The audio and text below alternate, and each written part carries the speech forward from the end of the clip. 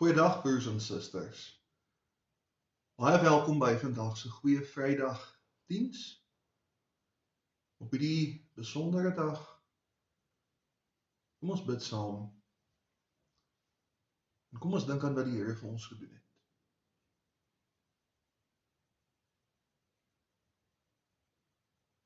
Ons dierbare en genadige Here Jesus Christus. Ons sit voor U vandag as U gemeente wat stom geslaan is deur U liefde en U sorg. Here, ons word ten minste een keer 'n jaar tot stilstand geruk deur U. Ons vra dat ons nou, soos wat ons uit die woord uit lees, dat ons dit sal inneem op die regte manier en dat ons oop sal wees vir die werking van U Heilige Gees. Amen. Ons is eintlik veronderstel om vandag Johannes 18 en 19 volledig te lees. Maar ek gaan net vir ons Johannes 19 vers 17 tot 30 lees. En dit begin op bladsy 133 in die Nuwe Testament. Jesus het self sy kruis gedra en het uitgegaan na die sogenaamde Kobbeenplek, in Hebreëus Golgotha genoem. Daar het hulle hom gekruisig en saam met hom twee ander, een aan elke kant met Jesus in die middel. Pilatus het ook 'n kennisgewing laat skryf en dit op die kruis vasgeheg. Daarop het geskryf gestaan: Jesus die Nasareëner, die koning van die Jode. Baie van die Jode het die kennisgewing gelees, omdat die plek waar Jesus gekruisig is naby die stad geleë was. Dit was geskryf in Hebreëus, Latyn en Grieks. Die leierpriesters van die Jode sê vir Pilatus: moenie skryf die koning van die Jode nie, maar dat daardie man gesê het, ek is koning van die Jode. Pilatus het geantwoord: wat ek geskryf het, het ek geskryf. Toe die soldate Jesus gekruisig het, het hulle sy boekleed geneem en dit in 4 dele verdeel, vir elke soldaat 'n deel, en so ook sy onderkleed, maar die onderkleed was naadloos, van bo tot onder aaneengeweef. Hulle sê dit vir mekaar: laat ons dit nie skeur nie, maar loot wie dit moet kry, sodat die skrif vervul sou word wat sê: hulle het my boklere onder mekaar gedeel en oor my klere het hulle die lot gewerk. Dit is wat die soldate toe gedoen het. By die kruis van Jesus het sy moeder en sy moeder se suster en Maria die vrou van Klopas en ook Maria Magdalena gestaan. Toe Jesus sy moeder sien as ook die disipel vir wie hy lief was, wat by haar staan, sê hy vir sy moeder: vrou, kyk, daar is u seun. Daarna sê hy vir die disipel: kyk, daar is jou moeder. En van daardie oomblik af het die disipel haar in sy huis geneem. Hierna het Jesus, omdat hy geweet het dat alles reeds volbring is, en sodat die skrif vervul sou word, gesê: ek is dors. Daar het 'n kruik vol suurwyn gestaan. Hulle sit toe 'n spons vol suurwyn op 'n marjolyntak en bring dit na sy mond. Toe Jesus die suurwyn geneem het, sê hy: dit is volbring. En hy het sy kop vooroor gebuig en sy gees oorgegee. Ons lees net tot sover. Mag die Here elkeen seën wat hierdie woord hoor en ook daaraan gehoor gee. Wat 'n bespotting was die kruisiging nie. Vir ons skriflesing vandag is daar 2 groter en langer stories aan die werk. Die een is die afskeidsrede en die ander een is die passie of die lyding van Jesus. Johannes 18 en 19 bevat die storie van Jesus se inhegtenisneming tot sy dood. Van Johannes 13 tot 17 is Jesus besig om afskeid te neem van die disippels. Alles rondom die passieverhaal was 'n poging om Jesus te diskrediteer. Geen koning sou met hom laat maak, soos wat Jesus met hom laat maak het nie. Eers word Jesus na die priesters Annas en Kajafas gevat en ondervra. Hulle hou nie van wat hy sê nie, so hy word geklap. Hierna word Jesus na Pilatus toegesleep. Hierdie verhoor was ook nie soos 'n moderne hofsaak nie. Pilatus was van 'n veel hoër sosiale status as Jesus. Daar was nie menseregte nie, daar was nie 'n ordentlike grondwet soos ons dit vandag ken nie. As Pilatus vir Jesus ondervra, dan word dit klaar aangeneem, Jesus is skuldig. Dan hierna word Jesus gemartel en uiteindelik gekruisig. Ek dink nie ons hoef te veel te sê oor hoe geweldig wreed die kruisiging was nie. Mel Gibson se fliek het dit baie duidelik gemaak. Maar ek wil met ons 'n woord of twee deel oor die vernedering daarvan. In die eerste plek was dit 'n publieke teregstelling. Daar was mans, vrouens en kinders. Daar was volgelinge van Jesus, sowel as mense wat nie van hom gehou het nie. Almal was daar. Die enigste een van die apostels wat ons van lees wat agtergebly het, was die sogenaamde geliefde disipel wat ons verstaan as Johannes. Mense kon vir jou sê wat hulle wil, en jy het maar daar gehang. In die tweede plek kry ons Pilatus se ou opskrifie, die koning van die Jode. Baie mense het vandag simpatie vir Pilatus as iemand wat in 'n onmoontlike situasie was. Maar Pilatus was nie onskuldig nie. Hy het iemand ter dood veroordeel, wat hy herhaaldelik gesê het hy geen skuld in vind nie, dis sy eie woorde. Maar Pilatus se aanspreeklikheid strek verder as dit. Die opskrif wat hy gemaak het, was ook gemaak met die doel om Jesus en die Jode te bespot. Hoe sou die voortrekkers voel in 1838, as die Zulus Pieter Tief se lijk so uitgestal het? So lyk die leier van die voortrekkers. Hoe sou die ANC voel as in 1993 hulle Chris Hani dieselfde opskrif gegee het? Hier is die bevelvoerders van die ANC. Pilatus se opskrif probeer om van Jesus 'n afskrikmiddel te maak. Die Jode het 'n klomp mislukte rebellies geloods onder die Romeinse regering. Pilatus wou vir die Jode wys dat as jy die Romeine teenstaan, dat is dit wat van jou gaan word.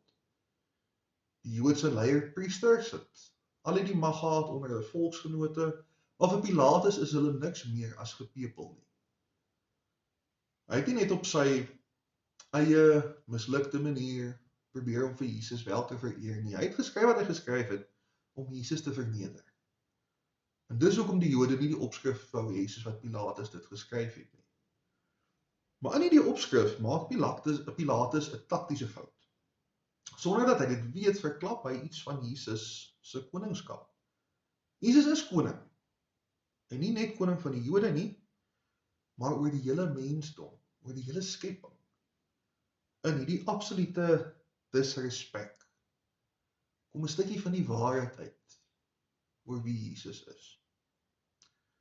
Johannes is baie mense se gunsteling evangelie, want dit loop 'n tikkie anders as die res. Die gebeure is in 'n ander volgorde en daar's 'n klomp baie fynere besonderhede.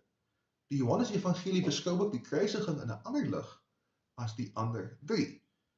Vir Matteus, Markus en Lukas is die kruisiging 'n groot hartseer. Dis heel te verstaan.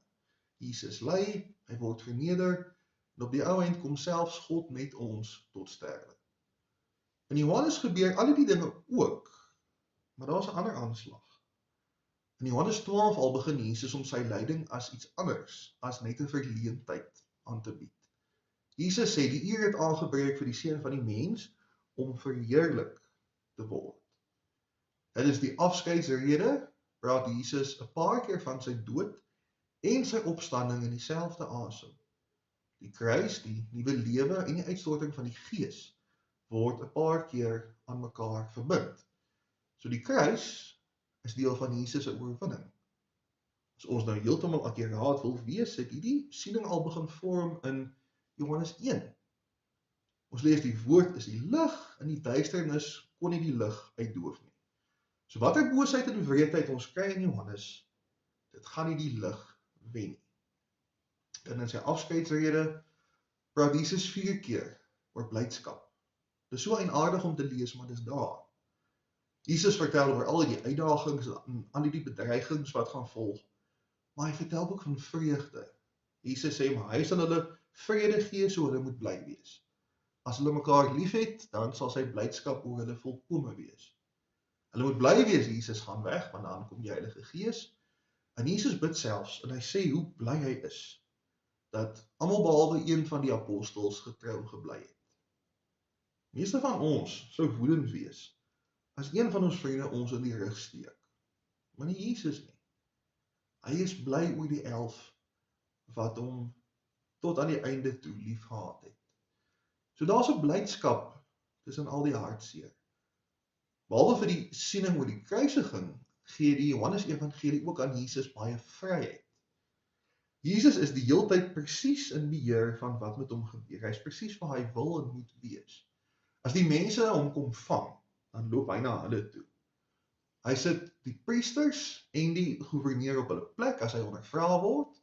Jesus dra self sy eie kruis, en Jesus se klere is nie van hom af weggevat nie, dis geloot sodat die skrif vervul kan word. Jesus sê nie hy is dors omdat hy desperaat en gedehidreer is nie, maar om die skrif te vervul. En Jesus sterf nie net nie, hy gee sy gees oor. Dis daai fyn besonderhede wat verklap dat niemand dwing vir Jesus om te doen wat hy doen nie. Hy kies om daarmee te volhou.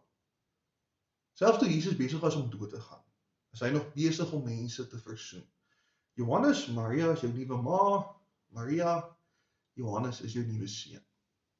Jesus kies om gekruisig te word, sodat ons die ewige lewe kan hê. Hy kies om die lyding te verduur ter wille van ons.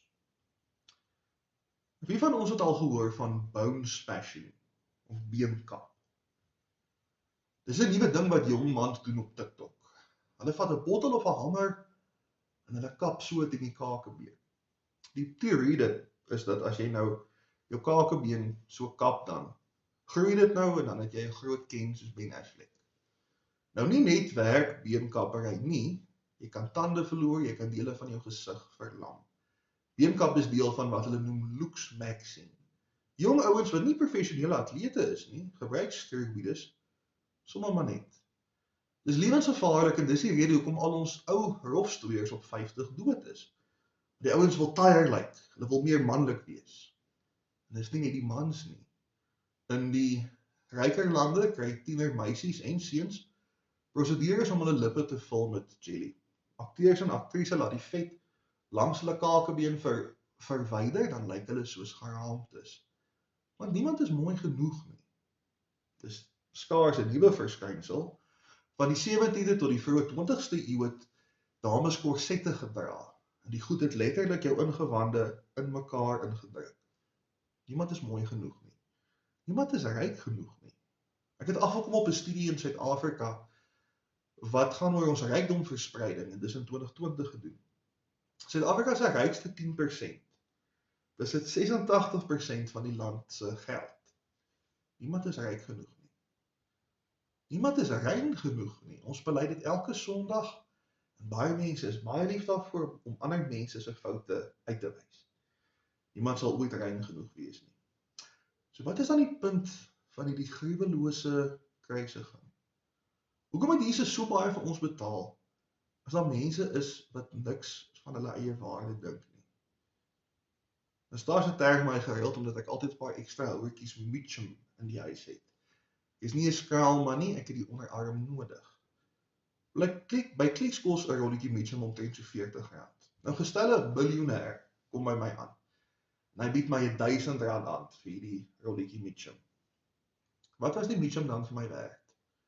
Ek sou sê R1000.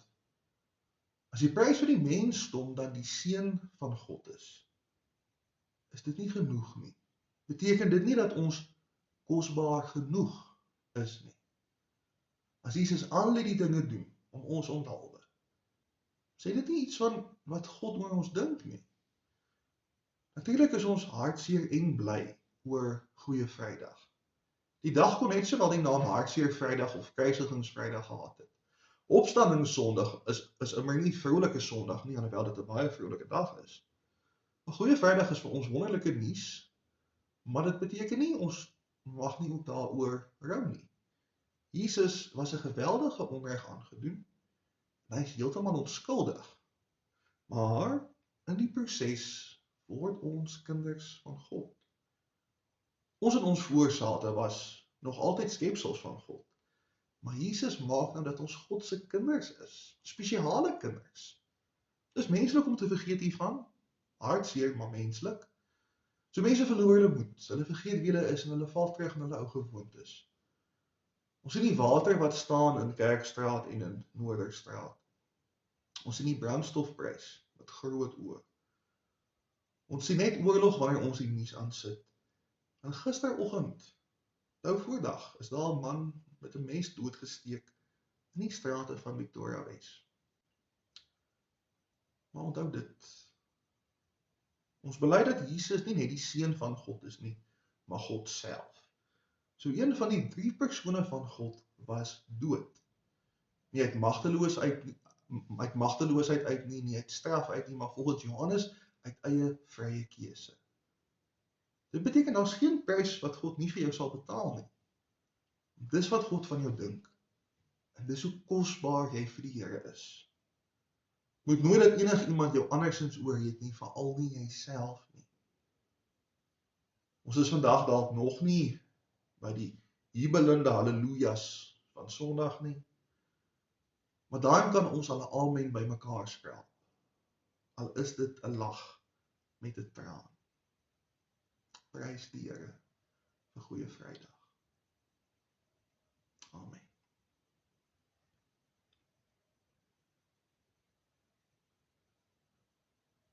Ons Here Jesus, ons is absoluut verslae. As ons dink hoe groot en hoe oneindig u genade en u liefde is. Here, ons het geen idee wat ons vir u beteken nie. Daarom wil ons vandag opnuut probeer om onsself te waardeer, om te waardeer wat u vir ons gedoen het, en om ons gemeenskap te waardeer, want hulle is vir u net so spesiaal. Help ons om te onthou dat ons kinders van God is, spesiale kinders, geliefde kinders, en help ons om te onthou wie dit moontlik gemaak het. Ons bid dit in die naam van Jesus, ons gekruisigde verlosser. Amen.